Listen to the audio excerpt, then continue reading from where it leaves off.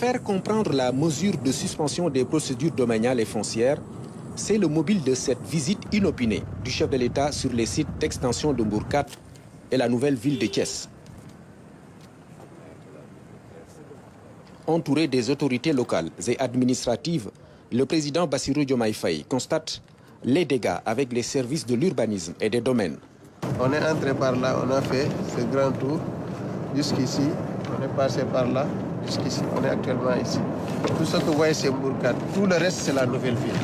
Dans ce plan, vous avez les grandes superficies, à l'intérieur il y a des parcellaires. Qu'est-ce que vous appelez grandes superficies? Les grandes superficies, quand je dis grandes superficies, c'est les superficies qui varient de 1, 2, 3, 4, 5, 6 hectares.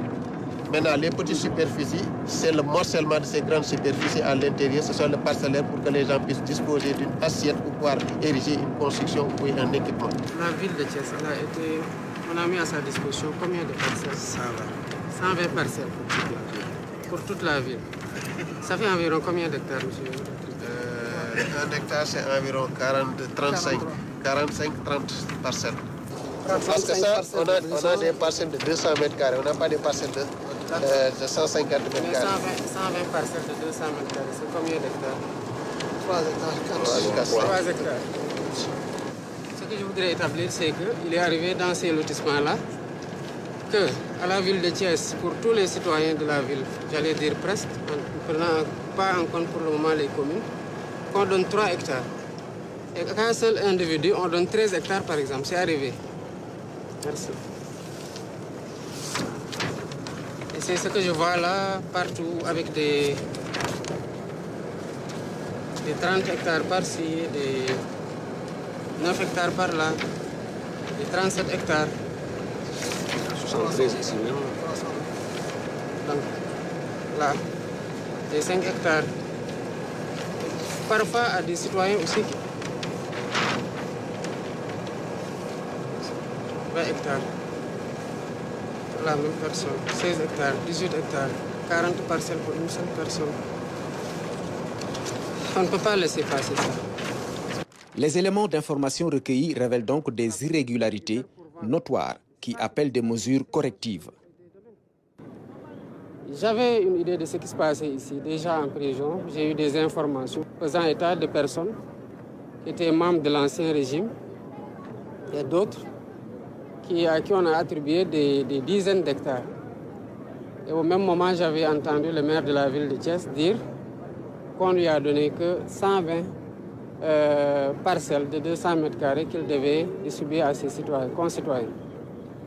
Je viens d'apprendre avec les services des domaines que la nouvelle ville de Thiès, qui se trouve principalement dans la commune de Keur Moussa, donc presque les 2000 ou plus de 2000 hectares sont situés dans la commune de Keur Moussa, que la commune de Keur Moussa n'a obtenu que 25 parcelles pour loger des habitants de Keur Moussa. Vous avez vu avec les services qu'il y a des gens, des politiciens, à qui on a donné, des hommes d'affaires, à qui on a donné 100 hectares, 30 hectares, 13 hectares, 50 hectares, et même pour l'un d'entre eux, on parle de 200 à 300 hectares.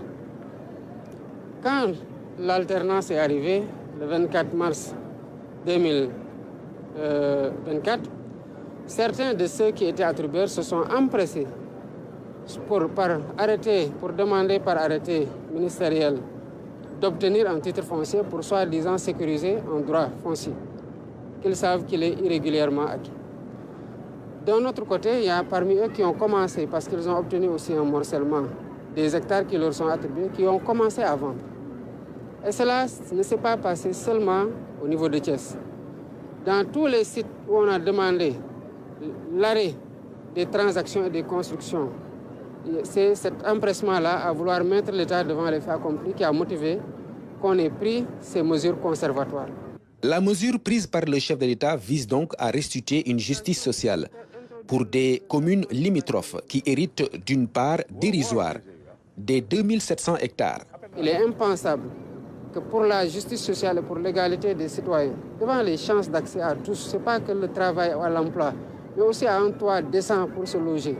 Comment un citoyen thiessois, qui n'est pas mieux né que les autres, qui n'a rien fait d'exceptionnel, peut se faire octroyer 13 hectares pendant que la ville n'a que 3 hectares.